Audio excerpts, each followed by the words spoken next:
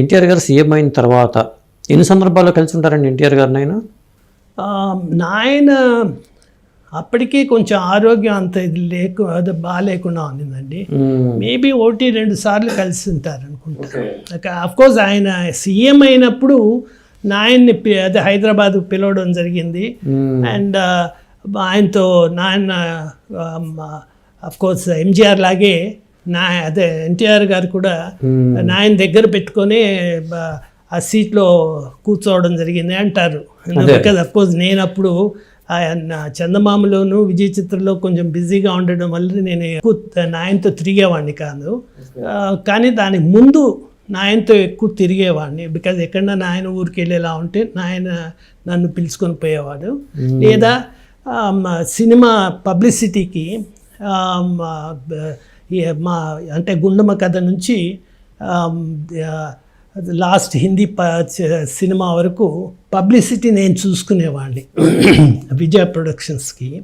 So ఆ విధంగా నాయనకు దగ్గరగా ఉండేవాడిని నేను. అఫ్కోర్స్ లాస్ట్ 6 ఏళ్ళు ఆయన బెడ్ రిడన్ కావడం వల్ల ఆయన దగ్గరే ఉండి సర్వ్ చేయగలిగారు. తర్వాత ఆయనకి రఘుపతి వెంకయ్య అవార్డు ప్రకటించారు కదా మీ నాన్నగారికి. మరి అప్పుడు మీ నాన్నగారు కలిశారా ఎన్టీఆర్ గారిని? అంటే నాన్న పోవాల్సిందండి హైదరాబాద్కి ఫంక్షన్కి. కానీ సడన్గా ఆరోగ్యం దెబ్బతినడంతో డాక్టర్స్ ఆయన్ని ప్రయాణం చేయకూడదు అనేసి నిలిపేశారు. సో లాస్ట్ మినిట్లో నాన్న హైదరాబాద్ రామారావు గారితో మాట్లాడి, నేను రాలేకపోతున్నాను బాబు, విశ్వం వస్తాడు, విశ్వం పుచ్చుకుంటాడు నా తరపున, సో తప్పుగా అనుకోవద్దు అని ఆయన ఫోన్ చేసి మాట్లాడారు.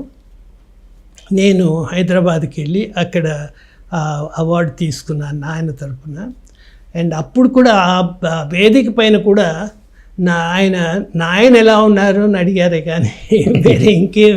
బికాజ్ అంత బిజీ, అంటే అంత పెద్ద దీనిలో ఆయన కొంచెం టైం తీసుకొని నాకు ఇవ్వడం కాకుండా నాయన్ని గురించి అడగడం కూడా I touch my heart a lot. ఇప్పుడు భువనేశ్వర్ గారు మీ అమ్మాయి బాగా చదువుకున్నారని చెప్పారు కదా, వాళ్ళ అమ్మాయి. తర్వాత వాళ్ళు మరి ఆ భువనేశ్వర్ గారి పెళ్ళికి, బాబు గారి పెళ్ళి భువనేశ్వర్ గారు జరిగింది కాబట్టి అప్పుడు వెళ్ళారండి అందరూ? లేదండి, బికాజ్ అన్ఫార్చునేట్లీ 80లో మా అన్న పోయారు, 80 మే ఎండ్లో. ఓకే. సో అది 1 year ఐ థింక్ వీళ్ళ పెళ్ళి 81లో అయింది అనుకుంటా. ఈయన సీఎం అవడానికి ముందు అయినట్టుంది. బికాజ్ మా అంటే వీళ్ళు స్కూల్ ఫినిష్ చేసుకొని మా అమ్మాయి ఏమో కాలేజ్కి వెళ్ళింది, భువనేశ్వర్కి ఏమో పెళ్ళి జరిగింది. సో ఆల్మోస్ట్ 81లో అనుకుంటాను. మేము అంటే మా అమ్మ బాగా దెబ్బతినింది. మా నాయనకి ఈ హ్యాడ్ ఫస్ట్ 6 months ఆయన తట్టుకోగలిగాడు. 6 months తర్వాత 6 నెలల తర్వాత ఆయనకు మైల్డ్ హార్ట్ అటాక్ వచ్చింది ఆయనకి. సో ఈ పరిస్థితుల్లో మేము ఎక్కడ మా శుభకార్యాల్లో కలుసుకోలేకపోయినాం, అసలు అంటే పార్టిసిపేట్ చేయలేకపోయినాం. అప్పట్లో పార్టీలో సంక్షోభం వచ్చినప్పుడు కానీ లేకపోతే ఆ తర్వాత పరిణామాల్లో మీ నాన్నగారు స్పందించి ఏమైనా అనేవాళ్ళు అండి? లేదండి, father he never use to. Of course Ramarao గారు లేరు కదా, అదే కలిసిందంతా ఈ భైరవ దీపం టైంలో కలిశారు. దాని తర్వాత ఐ డోంట్ థింక్ నాయనకి బాగాలేకుండా ఉన్నింది. నాన్నకి యాక్చువల్లీ సెట్కు తీసుకొని పోవడానికి ఒక పక్క నేను పట్టుకుంటే చెయ్యి, నాయన ఇంకో అదే రామారావు గారు ఇంకో పక్క, మేము ఇద్దరం తీసుకుపోయినాం ఆయన సెట్కి 93లో. సో అప్పటికే కొంచెం ఆరోగ్యం దెబ్బతినింది ఆయనకి. అంటే ఎన్టీ రామారావు గారి కన్నా మీ నాన్నగారు ఎంత వయసులో ఎంత పెద్దవాళ్ళు అండి? నాయన 1912 అండి. ఓకే. అంటే ఇప్పటికి ఆయన 28 అనుకుంటా, 1928. అంటే ఇప్పుడు ఆయన సెంటినరీ ఇయర్ కదా రామారావు గారిది. సో 12 అంటే ఇప్పుడు 22, 10 years అయింది. అంటే 10 years ఆయన డిఫరెన్స్ ఉంది రామారావు గారికి నాయనకి. ఎన్టీఆర్ గారు ఎప్పుడు కొన్నారంటే ఫస్ట్ కారు మీకు ఐడియా ఉందా? ఏదండి? ఎన్టీఆర్ గారు ఫస్ట్ కారు ఏది అనేది? నాకు గుర్తులేదండి, కానీ బ్యూక్ కార్ మట్టుకు అది చాలా రోజులు పెట్టుకున్నారు. అది మీరు ఇచ్చింది ఇది. మోస్ట్ ప్రాబ్లీ అదే ఉండొచ్చేమో. నేను అదే అనుకుంటున్నాను, ఎందుకంటే కెరీర్ స్టార్టింగే కదా. పల్లెటూరు పిల్ల, పాతాళ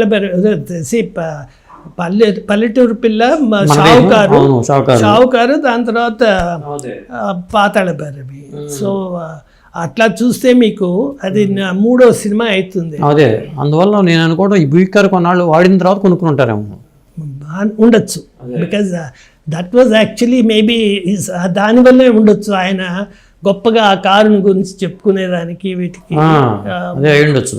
దానికి ముందు ఏమైనా సైకిల్ మీద తిరిగిన సందర్భాలు కానీ ఇక్కడ అవైనా ఉన్నాయి? ఆయన సైకిల్లో వచ్చేవారండి, you know, because he is a very fit person అండి, యూనో, బికాస్ వీళ్ళందరూ అదే మోస్ట్ ఆఫ్ ది ఈ ఫిలిం ఆర్టిస్ట్ అంతా తార్లు వీళ్ళు వాళ్ళందరూ అక్కడ టీ నగర్లో ఉండేవాళ్ళు.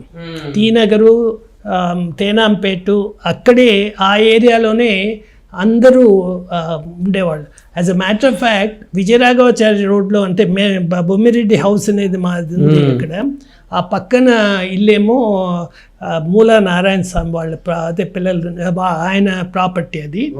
దానికి 2 ఇవి దాటితే ఒక బిల్డింగ్ ఉండేది, అక్కడ అన్ని ఫ్లాట్స్ ఉండేవి. మోస్ట్ అదే ఒక 5-6 ఫిలిం స్టార్స్ అక్కడ ఉండేవాళ్ళు. సో అట్లా దగ్గరలోనే ఉండేవాళ్ళు. అఫ్కోర్స్ ఈ స్టూడియోకి రావడం అనేది సైకిల్లో రావాలంటే కొంచెం ఇబ్బంది అనుకోండి. వీళ్ళందరినీ పికప్ చేసుకునేవాళ్ళు. ఆ రోజుల్లో వాహిని స్టూడియోస్కి, చందమామ బిల్డింగ్స్కి మాకు చాలా వెహికల్స్ ఉన్నాయండి. ఈ రోడ్లో 10 కార్లు పోయినాయంటే 6 కార్లు మనమే ఉండేవి. సో ఆర్టిస్ట్లకి పంపించేవాళ్ళు కార్లు. అవును, పికప్ చేసేవాళ్ళు. బికాజ్ అది టీ నగర్ దూరం కదండి, అక్కడ నుంచి తీసుకొని రావాలంటే ఒక్కొక్క ఆర్టిస్ట్కి ఒక్కొక్క బండి పంపించి కలెక్ట్ చేసుకొని వచ్చేవాళ్ళు.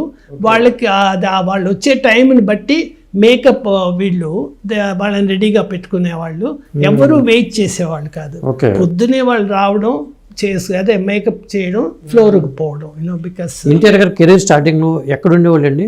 చెన్నై వచ్చాక అసలు నాకు అంతగా గుర్తులేదు. అదే మీ నాన్నగారు చెప్పడం కానీ వీళ్ళు చెప్పడం కానీ, అంటే విజయరాఘవాచార్య రోడ్, చిరంజీవి గారు అక్కడే ఉండేవాళ్ళు అనేవాళ్ళు. విజయరాఘవాచార్య రోడ్లో ఐ థింక్ రంగారావు ఉన్నారు, రామారావు ఉన్నారా అని తెలియదు. రామారావు గారు ఇటుపక్క ఉన్నారు. So I don't think Ramarao గారు విజయరాఘవాచార్య రోడ్లో లేరు అనుకో. ఇప్పుడు అప్పట్లో మాయాబజారు స్క్రిప్ట్ కొన్ని పుస్తకాలు కూడా వచ్చినాయి కదా, సినిమా స్క్రిప్ట్లు కొన్ని పుస్తకాల రూపంలో వచ్చినాయి. అట్లా మాయాబజారు స్క్రిప్ట్ కూడా అవన్నీ వాళ్ళ దగ్గరే ఉండిపోయినాయి, యూనో. బికాజ్ అన్ఫార్చునేట్లీ నేను అంటే ఫిలిం యాక్టివిటీ నిలిపేసిన తర్వాత నేను వెతికాను ఈ స్క్రిప్ట్ బుక్స్ కోసం. అప్పటికే అందరూ వాళ్ళు అదే తీసుకొని వెళ్ళిపోయినారు ఆ ఫైల్స్ అన్ని, బుక్స్.